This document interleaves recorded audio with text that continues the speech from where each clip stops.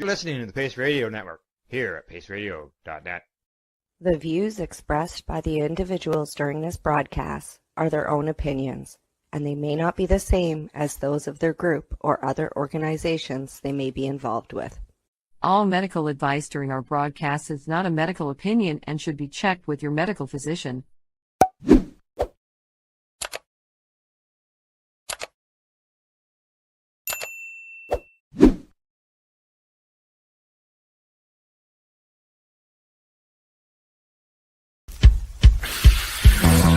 Oh yeah, baby, that's lovely.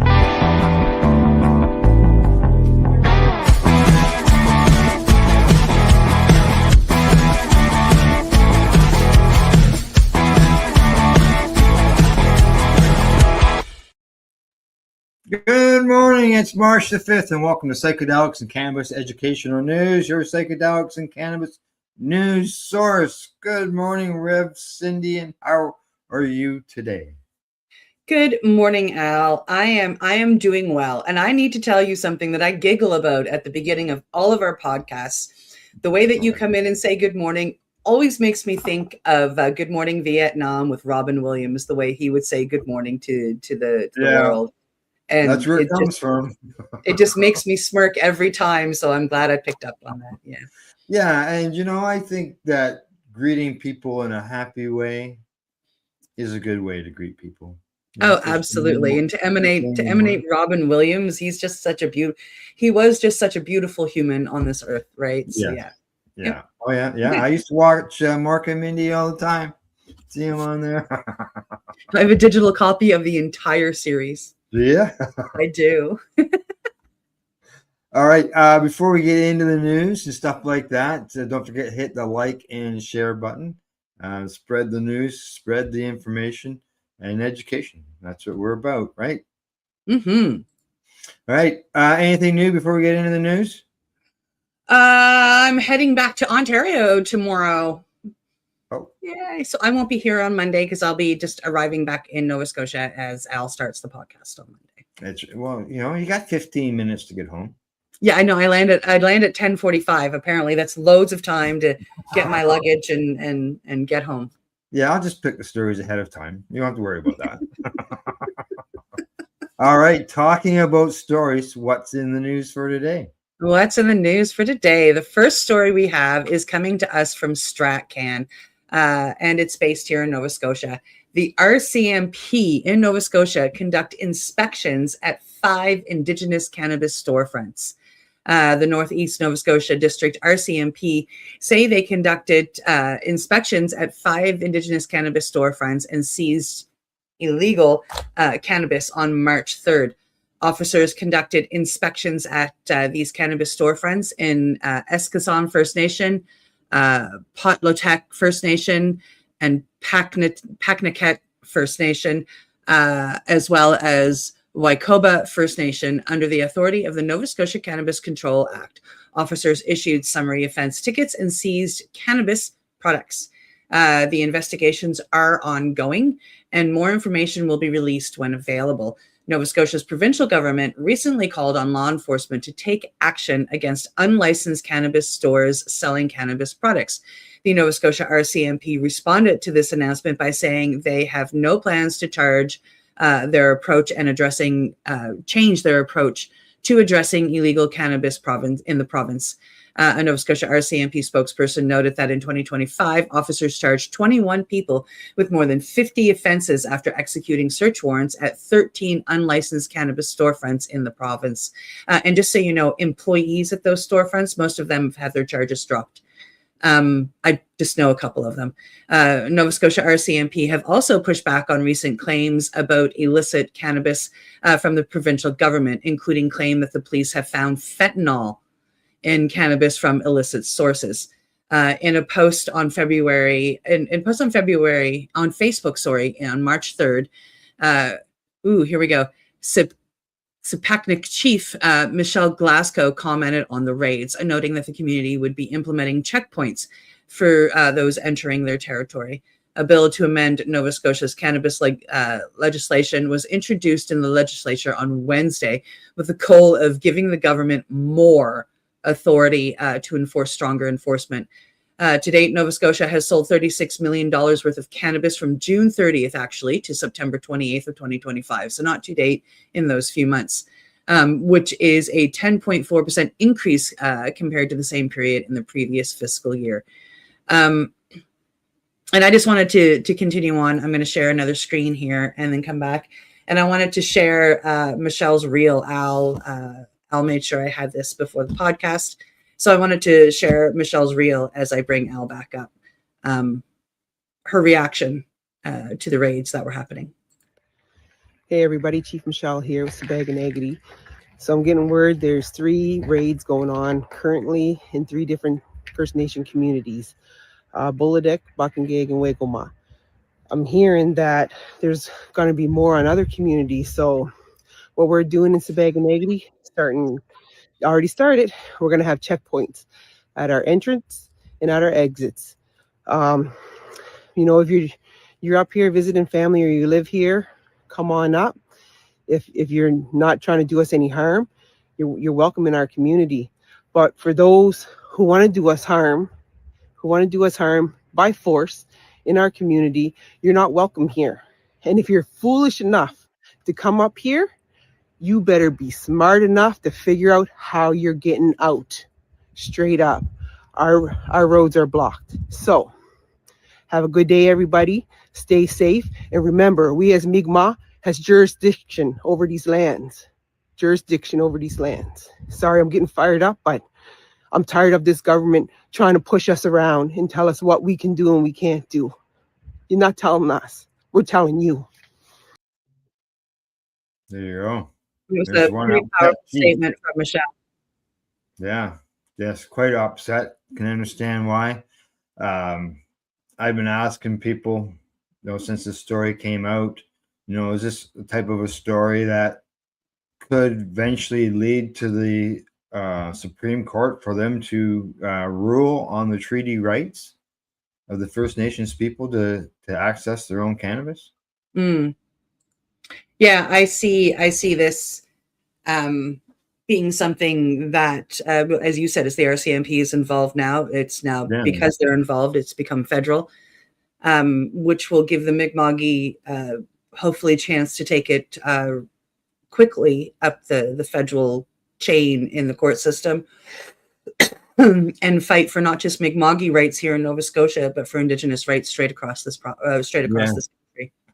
Yeah, because she doesn't seem like a lady who is happy with the situation. Obviously, she's not happy with it, and that is a person who is willing to put up that fight that's needed in order to get that ruling. Yeah.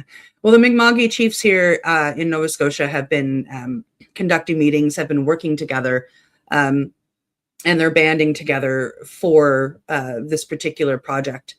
And yes, it's all based around cannabis and these shops being raided, and the fact that they do have the rights to do what they're doing.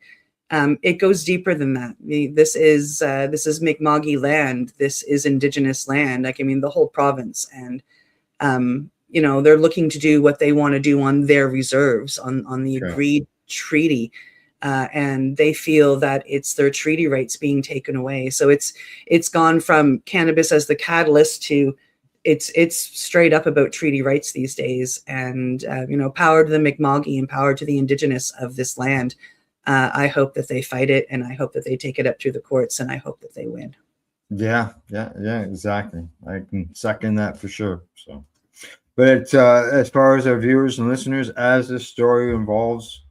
And as you have seen, we'll make sure that it's right at the beginning of the news so everybody knows what's going on down there, and make sure that everybody's aware. So, yeah. All right. From that story, we're going to move on to the next one. Before I get to that, you got anything else you want to say on it? Oh, probably, but I think I'll just let it go for now. I think people got the idea. Okay. All right. Okay. On to the next story. Here we go. This one comes to us from MJ Biz Daily. Headline says Trump Justice Department files federal charges against Kansas hemp THC operator. The federal Justice Department late last month filed 25 cannabis sales and weapon offenses against the owner of a Wichita, Kansas-based hemp THC store chain that operated under the auspices of 2018 Farm Bill protections. Now, the court records, according to the court records, it shows that. Now, Justin Lane, he's a resident of Mays, Kansas, is alleged to have sold cannabis from 6 locations of High Hopes. And the U.S. Attorney's Office for the District of Kansas released this in a press release earlier this week. Now, it's rare and serious instance of serious federal charges brought against an operator selling so-called THCA flower and other intoxicating hemp-derived THC products while claiming Farm Bill protections. Other merchants selling hemp-derived THC products have encountered state charges or civil enforcement in the form of a letter from the U.S. Food and Drug Administration. Now, the store marketed and sold products derived from federally legal hemp, containing less than 3% THC by dry weight, according to High Hopes. Now, such claims have fallen under increased scrutiny by state and federal lawmakers, some of whom have decried the exploitation of a loophole that allows the THC products sold across the country outside of regulated cannabis channels and in states where cannabis remains illegal. Now, the uproar over the so-called loophole prompted Congress to take action. Last fall, President Trump signed a spending bill into law that it defines hemp and excludes intoxicating products, including THC flower, from the Farm Bill protections. Now, that definition is scheduled to take effect in November, and it's been openly questioned whether federal or state authorities have the power to enforce the ban, but the cases like Lane's could have a chilling effect, according to legal observers.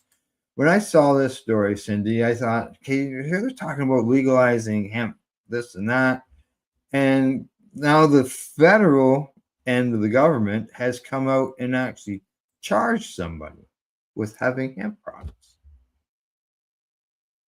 They said they were gonna. Yeah. And then they came out and did this. So okay, the positive thing is he said he was going to do something and he did it. So that's good. So he said he was going to reschedule cannabis. So get the F on it. Yeah, it's still sitting there. He said expediently. He wanted Pam Bondi to do it as quick as possible. It's over 2 months. Nothing. Yep. Crickets. Just chirping away. Just chirp, chirp, chirp. All righty. From that, we'll stop our chirping on him. And let's just move on to the next story. On to the next story. We are going to stick with MJ Biz Daily, actually. And coming from them this time is Canadian LP Aurora Cannabis is now solely a medical company. One of Canada's largest cannabis companies is making a significant strategic shift.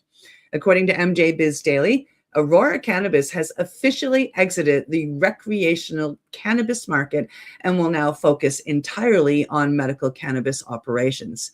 The company confirmed it has sold its remaining recreational cannabis assets, including brands and product lines previously sold through Canada's adult use retail system.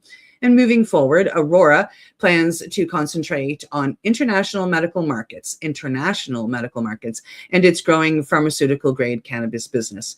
Aurora executives say the decision reflects the difficult economics of Canada's recreational cannabis sector. Since legalization in 2018, many producers have struggled with intense price competition, oversupply, and shrinking margins. For Aurora, the recreational market has become less attractive compared with the company's expanding medical cannabis operations overseas.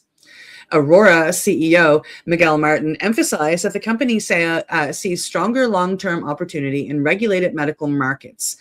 He explained that Aurora's strategy is to focus on high-margin global medicinal cannabis markets where pharmaceutical standards and patient demand can provide more stable growth.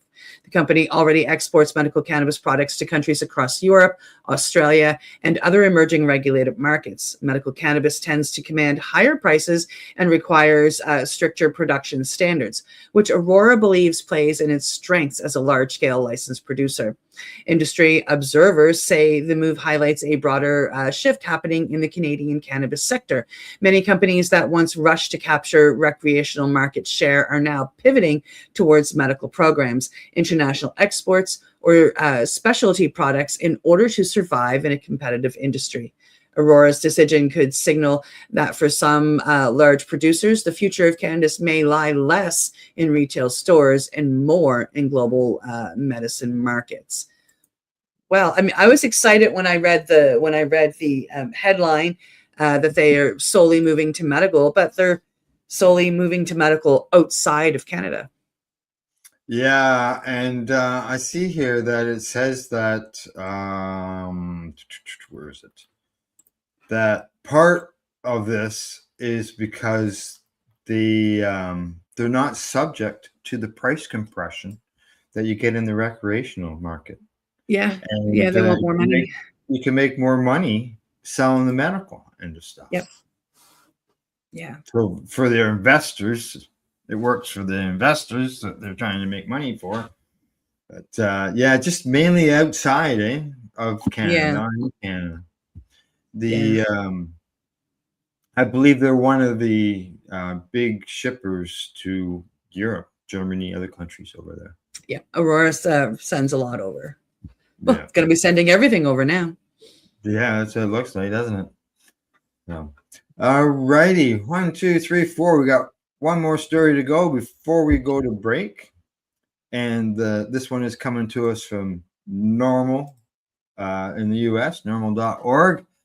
Lifeline: cannabis use not associated with cognitive decline or dementia risk in older adults is what the headline says. Cannabis use by older adults is not associated with either accelerated cognitive decline or greater risks of dementia, according to the findings published in the journal BMJ Mental Health. Now, investigators affiliated with Yale University and the University of Oxford in the United Kingdom assessed cognitive performance in lifetime cannabis consumers and non-users across various domains, including memory, intelligence, and problem solving. Data was drawn from 2 large nationally representative cohorts consisting of several 100,000 participants. Researchers reported that those with a history of cannabis use demonstrated significantly better cognitive performance, a finding that is consistent with prior studies. Now, cannabis use was not associated with increased risk of dementia, and researchers found no supporting evidence of a causal link with longitudinal cognitive decline in later life. Now, the study's authors concluded this step represents one of the largest observational investigations to date, examining the relationship between cannabis use, cognitive function, and dementia risk in older adults. And our findings are broadly consistent with prior population-based studies that have not observed accelerated age-related cognitive decline associated with cannabis use. Now, the clinicians can consider that occasional or prior cannabis use may not be a major contributor to cognitive aging in this population.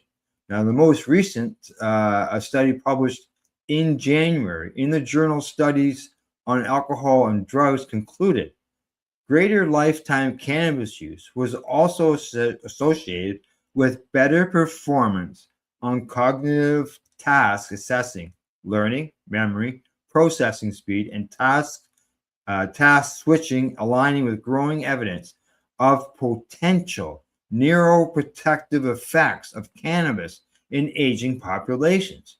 Now, this study adds to a growing body of evidence that cannabis use may be associated with greater brain volume and cognitive performance in aging adults, especially in regions rich with cannabinoid receptors. Who ever thought? They've always said that it does the complete opposite of what the research is saying. Yeah. It's interesting to watch modern science catch up with nature. Yeah, and catch up with a lot of things we've been saying over the years. Yeah. Oh yeah. Yeah, I agree.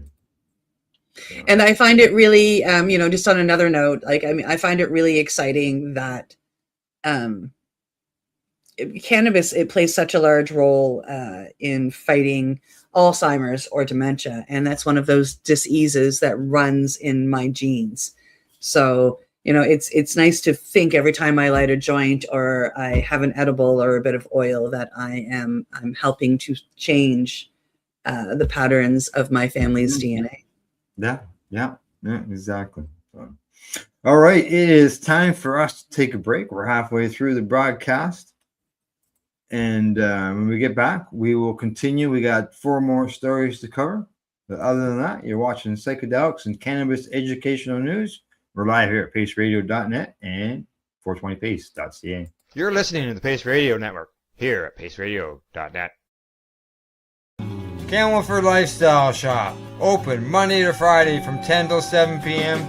or by chance. Check out our flags, our t-shirts, plus our hats, and look of that supply of rolling papers, plus much more. We've got bongs and your favorite herbal vaporizers. Look at all the incense we have, as well as for those who collect knives, check out these knives in our collection.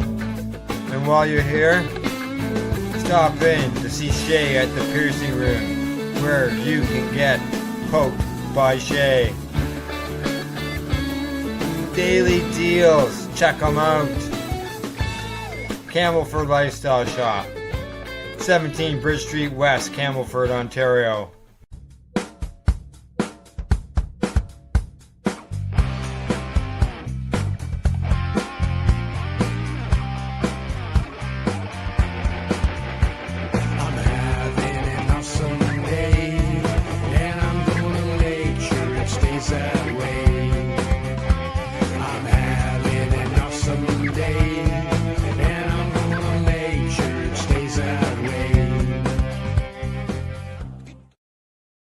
Limestone City Hydroponics is Kingston, Ontario's hydroponics shop. Take your growing to the next level and create the optimal environment with a tent kit, or maximize your yield with an ebb and flow flood table kit. Either way, Limestone City Hydroponics has more sizes and options to fit your needs. Are you looking for the power of the sun that adapts to your budget? Then look no further, as they have professional grow lighting. They have indoor grow systems that are easy and cost effective, with many options to fit your living space and lifestyle. Cultivate your growing potential. We have everything you need to succeed. And if you can't make it to the store, they offer local delivery to the greater Kingston area. Remember, when you're looking for experts to help you grow, then look no further than the locally owned Limestone City Hydroponics, 105 Sunderland Drive in Kingston, Ontario. Call them at 613-548-0420.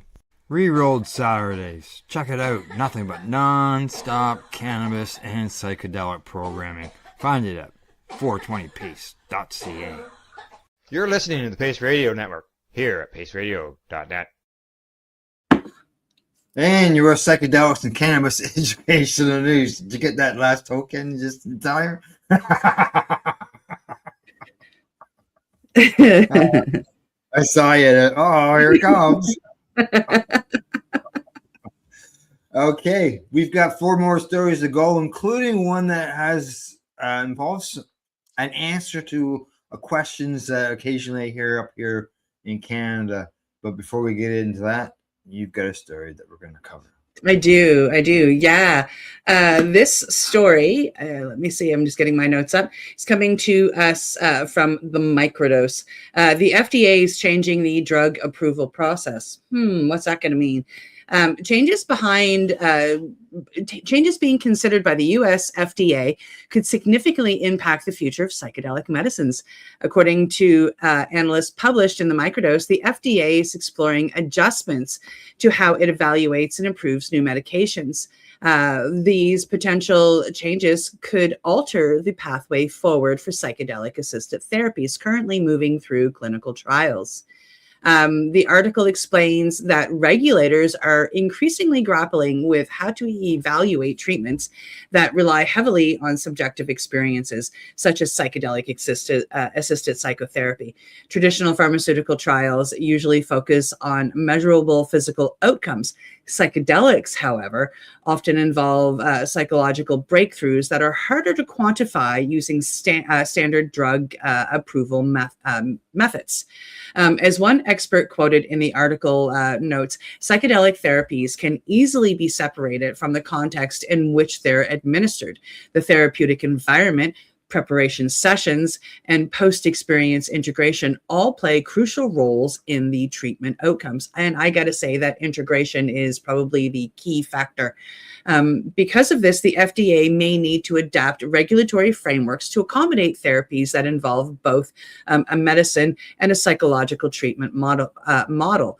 The discussion comes at a critical time. Several psychedelic compounds, including MDMA for PTSD and psilocybin for depression, are already in advanced stages of clinical research. Any change in how the FDA evaluates evidence could shape how quickly these therapies reach patients, those who need it. Advocates argue that regulatory flexibility will be essential for allowing innovative mental health treatments to move forward. At the same time, regulators must balance scientific rigor with the need to ensure safety and effectiveness. The evolving regulatory conversation highlights how psychedelic medicine is pushing modern drug policy into an entirely new territory, which I think is exciting. I don't know what you think, Al. Well, from reading the story here, what I'm seeing is that standard procedure is they have 2 trials when it comes to testing these drugs. And what they're looking at doing with psychedelics is reducing that to 1 instead of having the 2. and focusing on they're seeing that it comes in stages, right? And when I read the article, I thought of there's a company here in Nova Scotia that I'm still wanting to get in and do some research with. So I'm going to go set up some appointments with them just so I can experience them. But these are doctors and therapists and nurses that have found a way to get the Nova Scotia Health to pay for some of the process. Well, that would be nice, eh? Because they're licensed. So like all the preparation, all the discovery calls, they're therapy sessions, and then therefore can be covered. And the same with the integration afterwards, it can be covered, which is super exciting.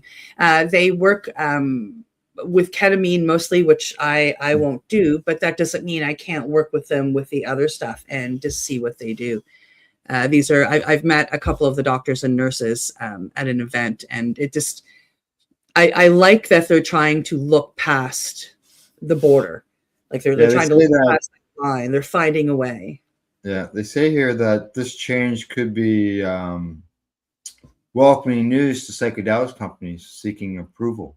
So maybe more companies will come forward. Which would be beautiful. In order to seek these approvals as well. Yep. All righty. From that story, we're moving on to the next one. And this one's coming to us from the Marijuana Moment. And the headline on that says, Michigan officials are spending nearly $100 million in marijuana tax money to local government and tribes.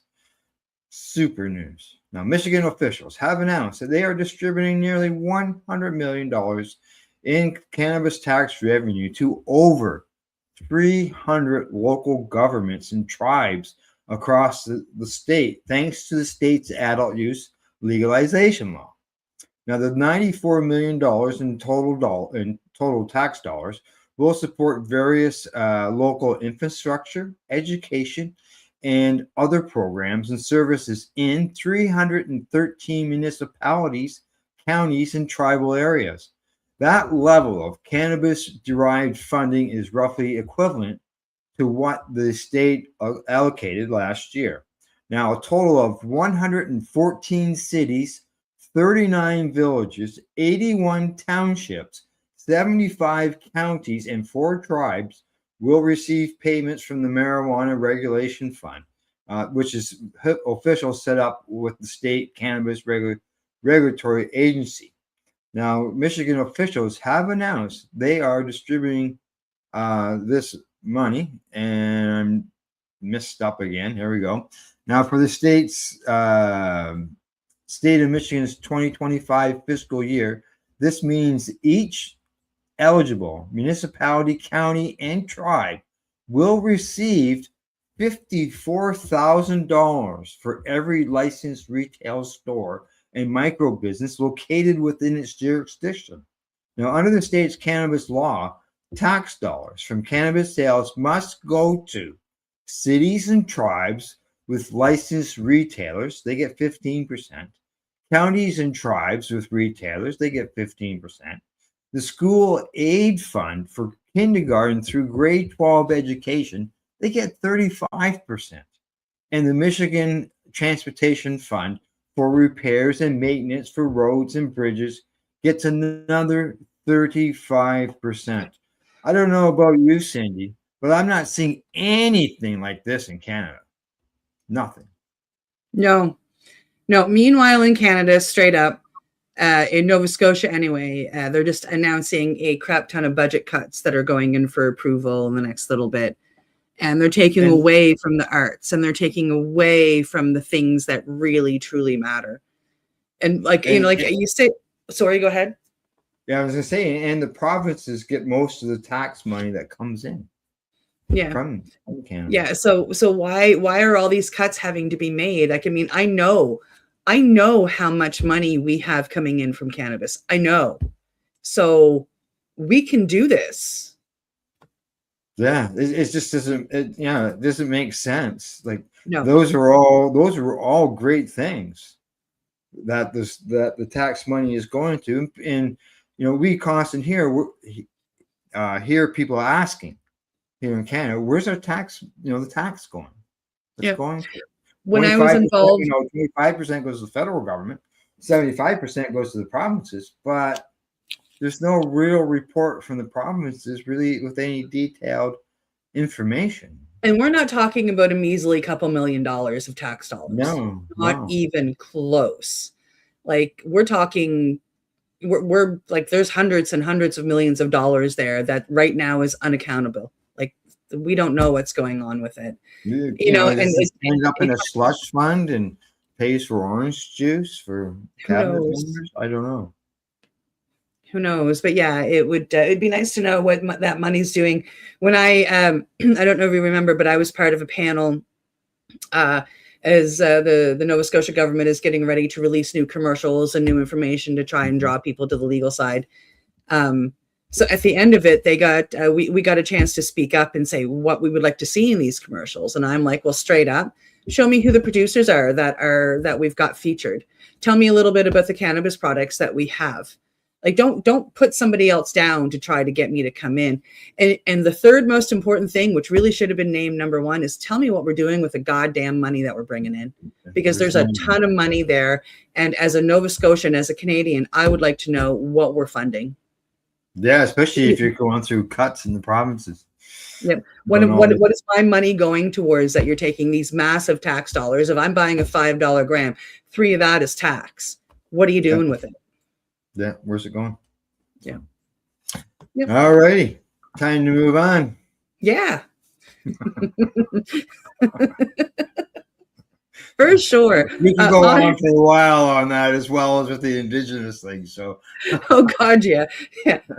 Al's really good at reining me back in. It's freaking awesome. I love it. On to the next story, which is coming to us from SciPost. Scientists discover psychedelic medicine 5-MeO induces a state of paradoxal wake, which is just really cool. This is one of the medicines that I work with, and that has helped me greatly along my way. New research in the shedding light on the unusual neurological effects of 5-MeO DMT, one of the most powerful naturally occurring psychedelic compounds. And actually, right now, it is the most powerful known to man.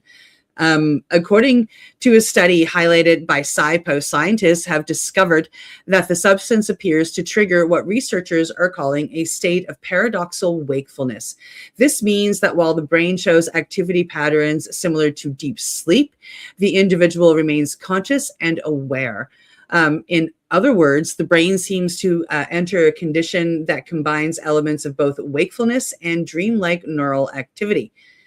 Researchers observe that 5-MeO DMT produced dramatic changes in brain signaling patterns, particularly in areas associated with perception, consciousness, and sensory integration. These changes could help explain the intense and often mystical experiences reported by individuals who undergo 5-MeO DMT sessions. Scientists involved in the research say the findings may provide important clues about how psychedelics interact with fundamental brain systems responsible for awareness and self-perception. Understanding these altered states could also have implications for mental health treatments. Some researchers believe that temporarily disrupting rigid patterns of brain activity may allow the brain to reset certain dysfunctional processes linked to depression, trauma, and anxiety disorders. While the research is still in early stages, studies like this are helping scientists move beyond the anecdotal reports and begin mapping the biological mechanisms behind psychedelic experiences. For researchers exploring the science of consciousness, substances like 5-MeO DMT may offer a rare window into how the brain constructs and sometimes dissolves our sense of self. Heck yeah. This is one of the first medicines I was called to learn. I took a very intensive course, and the owners of the school I went to, and the two main teachers there, the people who funded it, are involved in a lot of this research. They work with a couple of universities who have come down and done the research through their retreat. So it's really exciting to see this side of it. Yeah, I was reading through the article there as you were going through it, and it's talking about wave activity and slowing down wave activity, similar to sleep patterns, but you're awake. Yeah. And that slowing down of that wave activity, it mentioned something about helping the healing process. Oh yeah. Yeah. And one of the side effects of 5-MeO DMT is it puts our brains into a state of neuroplasticity, which is where we can work through the integration process at changing those patterns that we have. Learning to leave trauma in the past so it becomes a memory instead of a terror, and conducting new pathways to happiness versus, pathways to tragedy. And it's a very beautiful medicine. It is the most powerful entheogen or tryptamine in the world. And I've seen it change lives. Looking in the mirror, I see one of the lives it changed. So it's really nice to see this side of it. Like I say, the people I'm involved with were doing research as well. And one of the things that Yale came out with is it shows a sense of pure rest at the same in the brain at the same time of showing waves of seizure almost. So two completely opposite sides of the spectrum. And so it's really cool. Really cool stuff. Good. And as you said, you see a life that has been improved in the mirror every day. I do. We're seeing one on the screen. Yeah. All righty. Heading to our last story of the day. This one is coming to us from the International Cannabis Business Conference. Headline says Germany imported over 201 tons of medical cannabis in 2025. Geez, you know, at one time you weren't even legally allowed to sell a gram worldwide. Now we're selling tons of it to just one country. Germany's Federal Institute for Drugs and Medical Devices published new medical cannabis import data this week for the last quarter of 2025 and updated its data for previous quarters from the calendar year. Now, based on the currently available data, Germany imported over 201 tons of medical cannabis products in 2025. That's up from 72 tons in 2024. Once again, that's 3 times the amount. Now, once again, Canada served as the top source for medical cannabis imports in Germany, with Poland coming in second. Now, Germany remains the largest legal medical cannabis market in Europe and the world's top destination for medical cannabis imports. Geez, you wonder why Aurora is just going straight medical when you see numbers like that. 201 tons. Like, That's a lot of cannabis heading over to Germany. it sure is. It sure is. That's right. Like, and as I said at the beginning, at one time you couldn't even move a gram. Now we're moving tons, and a majority of that is from Canada. And you got Canada, Poland. They were the top 2, and then the other countries have fallen. The numbers dramatically dropped. At the bottom fell out of them. So most of it is Canadian cannabis. It's heading to Germany. Wow. So, 201 tons. Yeah.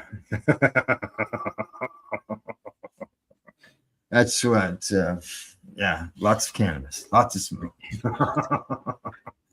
All right. Anything else you want to mention, bring up, discuss before we say goodbye?